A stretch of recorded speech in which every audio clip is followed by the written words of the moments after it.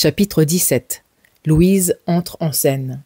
Une autre conséquence immédiate de la réforme fut la propagation de la polygamie. Les scellements étaient si nombreux qu'ils étaient administrés de nuit comme de jour. La polygamie était prêchée à tous les niveaux de la société mormone. Ce n'était pas seulement bien vu, c'était obligatoire et personne n'osait désobéir au commandement du prophète. Tout homme qui refuse la polygamie sera éternellement damné, annonça Brigham Young depuis le tabernacle. Celui qui se marie en dehors de l'Église se marie au malin, ajouta Heber C. Kimball. À l'époque, presque toutes les familles du territoire s'agrandirent. Dans leur précipitation, les hommes se mariaient de manière inconsidérée, parfois alors même qu'ils ne disposaient pas des moyens nécessaires pour pourvoir aux besoins de leurs femmes plurales. De bon matin, les jeunes filles se rendaient à la Endowment House pour y recevoir leur dotation sans la moindre intention de s'y marier.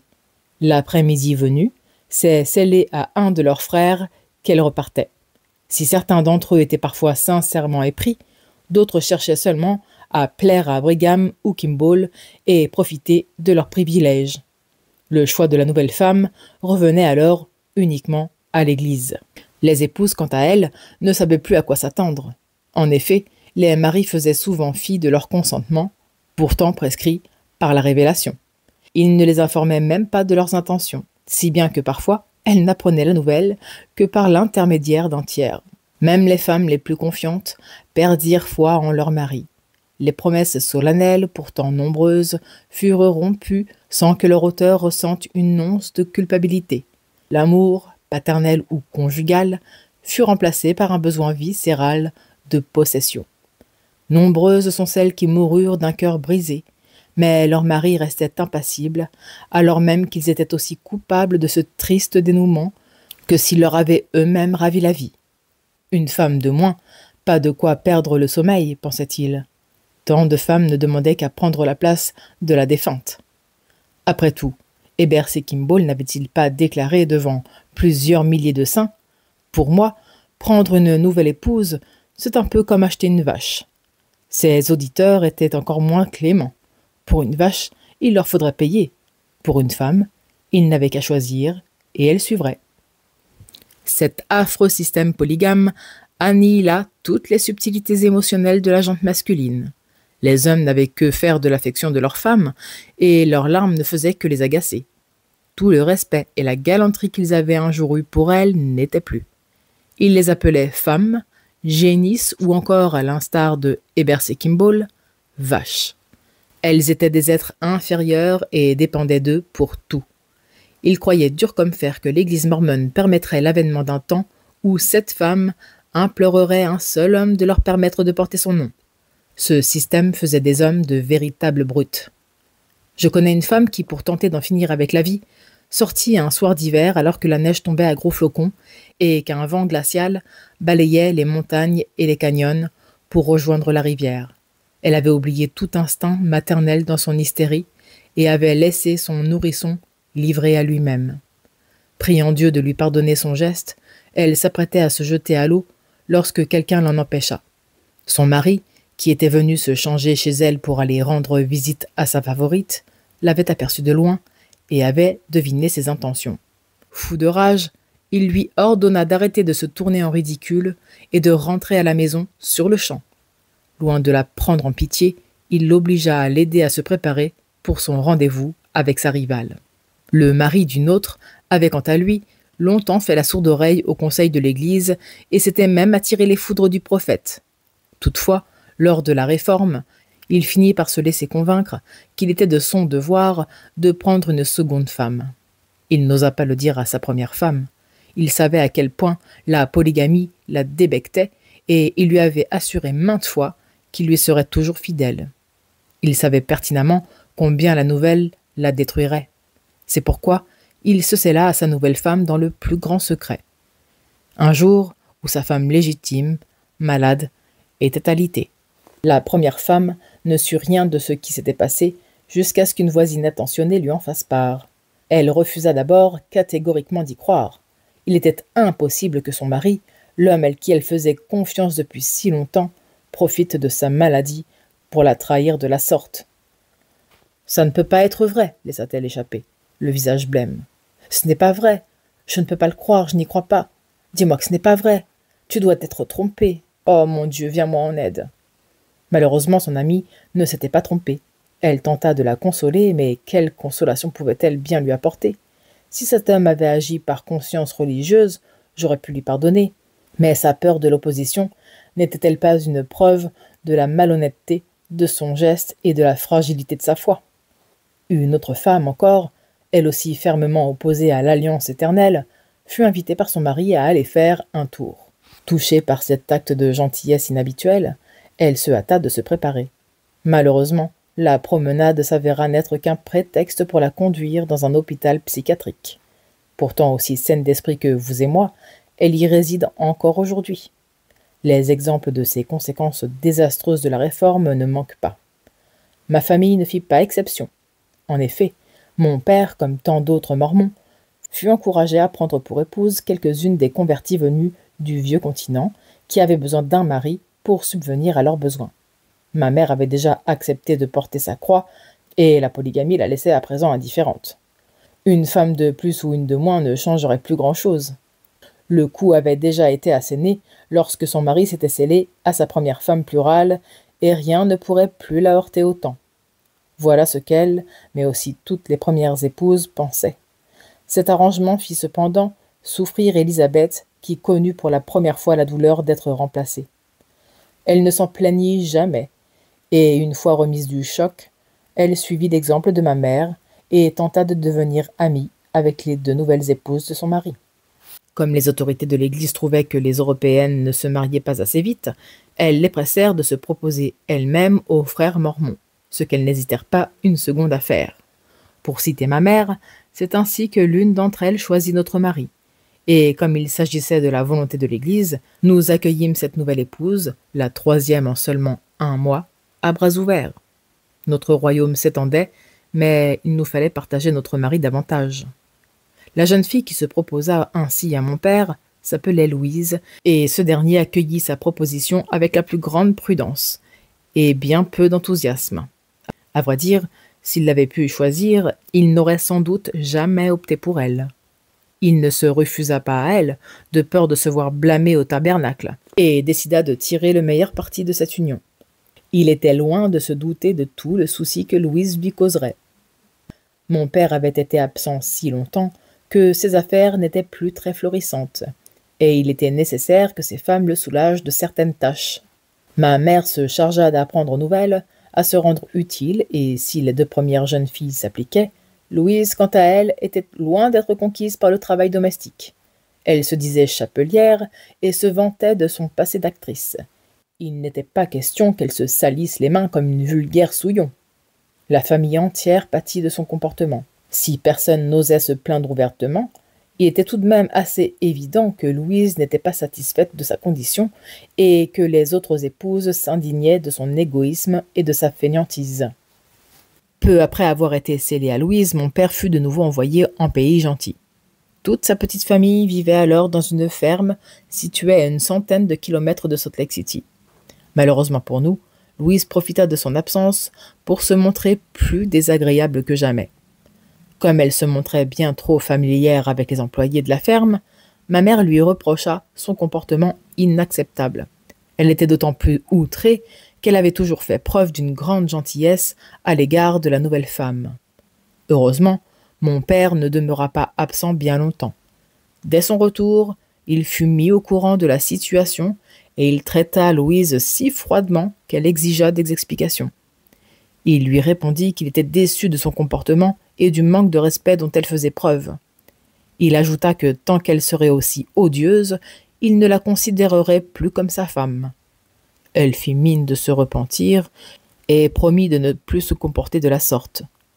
Elle était devenue l'incarnation même de l'humilité dans la maison, en tout cas jusqu'à ce que mon père soit appelé par l'Église à Salt Lake City. À peine avait-il passé le pas de la porte qu'elle redevenait le centre d'attention. Après avoir demandé à ne pas être dérangée, elle se retira dans sa chambre. Élisa, une des nouvelles épouses, entra malgré tout et trouva Louise dans son lit. « Tu es malade ?» lui demanda-t-elle. Non, j'ai juste le cœur brisé, répondit Louise d'un ton faussement abattu, essuyant avec un mouchoir ses larmes de crocodile. Élisa ressortit de la pièce, une élégante paire de boucles de l'oreille dans la main. Ma mère lui demanda qui le lui avait donné. C'est un cadeau de Louise, lui dit-elle. D'où lui vient cet élan soudain de générosité, s'enquit ma mère. Elle m'a dit entre deux sanglots qu'elle n'en aurait plus besoin. Du haut de mes 13 ans, j'étais tout naturellement assez curieuse de connaître le fin mot de l'histoire. Je décidai donc d'aller voir ce qui se passait de mes propres yeux. Louise me conta ses malheurs de la manière la plus pitoyable qui soit. Étrangement, elle me donna l'impression que j'étais à blâmer pour ce qui lui arrivait, bien que cela fût impossible. Elle m'offrit sa montre et sa gourmette que j'avais toujours regardées avec envie, et m'annonça qu'à présent, ces babioles ne lui seraient plus d'aucune utilité. J'étais tellement heureuse que j'en oubliai de la remercier et sortis en courant pour montrer mes cadeaux à ma mère et lui répéter ce que Louise m'avait dit. La situation commençait à inquiéter ma mère. Elle demanda à Lizzie, la troisième femme, d'aller voir de quoi il retournait. Louise lui annonça qu'elle allait bientôt mourir et qu'il fallait répartir ses affaires entre les différentes épouses. Elle demanda également à voir ma mère. Cette dernière comptait bien entendu rejeter sa requête, mais se ravisa après réflexion. Quand elle alla trouver la jeune épouse, elle se tordait de douleur. Il lui était impossible de dire si elle jouait la comédie ou si elle souffrait réellement. Que se passe-t-il? Ah, gémit-elle, je me meurs. Vous serez bientôt débarrassé de moi. Ne dis pas de pareilles sottises, rétorqua ma mère. Si tu es malade, je ferai mon possible pour te soulager. Laisse-moi mourir. Mon mari ne m'aime pas. Je n'ai plus de raison de vivre, continuait-elle sur le même ton plaintif. Ne meurt pas qui veut, lui répondit ma mère d'un ton sec, énervée par tant d'enfantillage. Crois-moi, j'ai mis toutes mes chances de mon côté, la défia Louise. J'ai pris du poison. Mensonge, répondit ma mère, surprise par le culot dont la jeune fille faisait preuve. Louise jura par tous les saints qu'elle disait la vérité, tant et si bien que ma mère se mit à douter. Il lui semblait malgré tout que Louise était bien trop attachée au plaisir de la vie pour y renoncer. D'ailleurs, nous pensions toutes de prime abord que Louise jouait les martyrs, une bien piètre prestation si vous voulez mon avis. Mais si, par malheur, elle avait réellement décidé de mettre fin à ses jours sur un coup de tête, il nous fallait impérativement intervenir. Nous lui donnâmes tout ce qui pouvait faire office d'antidote. Comme il n'y avait pas un seul médecin dans les environs et que notre plus proche voisin vivait à 8 kilomètres, mon frère fut chargé de rattraper mon père. Il ne trouva aucun cheval aux écuries et dut donc partir à pied. Il lui fallut gravir une montagne, puis descendre son flanc, pour enfin trouver mon père à près de 25 kilomètres de la ferme. Exténué par un tel voyage, il ne parvint qu'à articuler un maigre « Père, Louise s'est empoisonnée », avant de tomber pantelant à ses pieds. Il lui fallut reprendre longuement son souffle avant d'être à même de raconter toute l'histoire. Mon père vit clair dans la supercherie. Entre le départ de mon frère et son retour avec mon père, Louise continua son petit manège, effrayant toute la famille. Elle nous fit ses adieux et nous enjoignit de faire preuve de davantage de piété. Elle nous dit qu'elle avait essayé de faire de son mieux, mais que, hélas, elle n'y était pas parvenue. Maintenant que sa fin approchait et qu'il lui était impossible de rectifier ses torts, elle regrettait de n'avoir pu faire plus. Malgré tout, elle aspirait à une mort paisible et nous pardonna le tort que nous lui avions causé. Elle en vint à ne plus savoir que dire, si bien qu'elle s'essaya ensuite à prétendre à un état de stupeur, duquel elle sortit bien vite pour accuser ma mère de n'avoir jamais cherché à comprendre sa situation. Elle préférait mourir, dit-elle, plutôt que de créer des ennuis. Ma mère finit par voir clair dans son jeu et perdit patience, offusquée par cette comédie qui commençait à toutes nous fatiguer. « Il me semble que tu mets beaucoup de temps à mourir, Louise.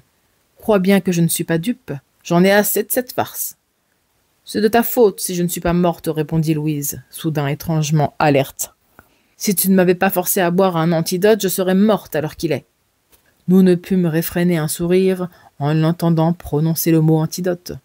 Les concoctions que nous lui avions administrées ne contenaient que de l'eau, du sel, du vinaigre et de la moutarde. Ces remèdes n'avaient bien entendu eu aucun effet sur la patiente, et ma mère, à court d'idées, avait abandonné depuis longtemps. Le soir venu, Les amis de la jeune femme, les fameux employés qu'elle chérissait tant, vinrent s'enquérir de son état. Une des femmes leur répondit qu'il n'y avait pas lieu de s'inquiéter et qu'elle survivrait probablement à tous les membres de la famille, lesquels laissaient à M. Webb le loisir de s'occuper de son cas. À ces mots, les hommes nous accusèrent d'être insensibles. Ma mère répliqua de manière assez acerbe que Louise n'avait jamais vraiment eu l'intention de se tuer et que le seul danger qui se posait à sa santé était sans aucun doute la mixture de fortune qu'elle lui avait elle-même administrée pour la soigner.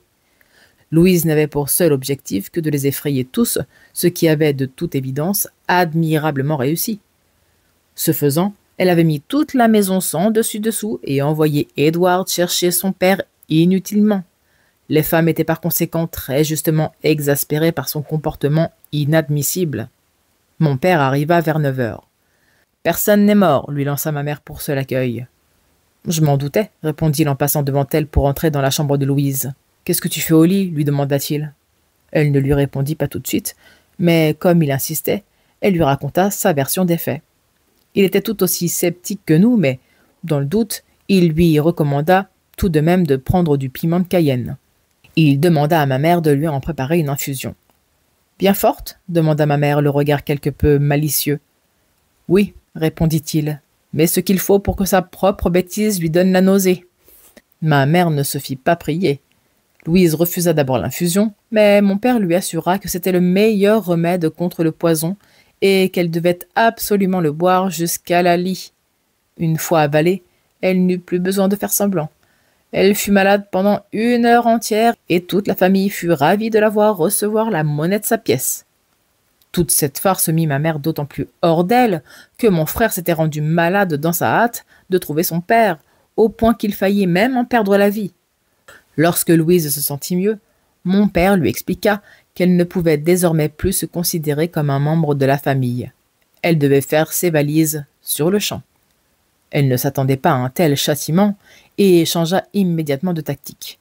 Elle fit ses aveux à mon père, expliquant qu'elle avait simplement cherché à susciter un peu de compassion et l'implora de lui pardonner. Il resta de marbre et la fit conduire à Salt Lake City. Nous ne la revîmes plus après ça, bien que l'une ou l'autre de ses prouesses nous soit parfois parvenue. Elle se remaria peu après avoir été répudiée par mon père, pour divorcer tout juste 3 mois plus tard. Elle partit alors vers le sud du territoire et y trouva un nouveau mari avec lequel elle s'installa à Saint-Louis. Elle s'enfuit bientôt avec toutes les économies de celui-ci. Aux dernières nouvelles, elle était en route pour l'Angleterre. Son dernier mari n'essaya pas de la retrouver. Il retourna en Utah sans argent et sans sa femme. Peu lui importait, cela dit, tout heureux qu'il était d'être enfin débarrassé d'elle. Le bref mariage de mon père avec Louise illustre parfaitement toute l'absurdité d'épouser quelqu'un que l'on ne connaît pas. Louise fut la seule des épouses de mon père à causer ce genre de problème. Les autres étaient des femmes dévouées, soucieuses de tirer le meilleur parti de ces fâcheuses circonstances. Bien que la polygamie ne trouvait grâce aux yeux d'aucune d'elles, elle s'efforçait par devoir de la supporter. Elle n'était pas heureuse. Aucune femme polygame n'est heureuse, et ne prétendait pas l'être. Cependant, peu importe leurs problèmes, elles mettaient un point d'honneur à ne pas faire d'esclandre et à les régler entre elles. Quelque part, la famille de mon père faisait ressortir le meilleur profil de la polygamie. Ne vous détrompez pas cependant. Même sous son meilleur jour, la polygamie reste une ignominie.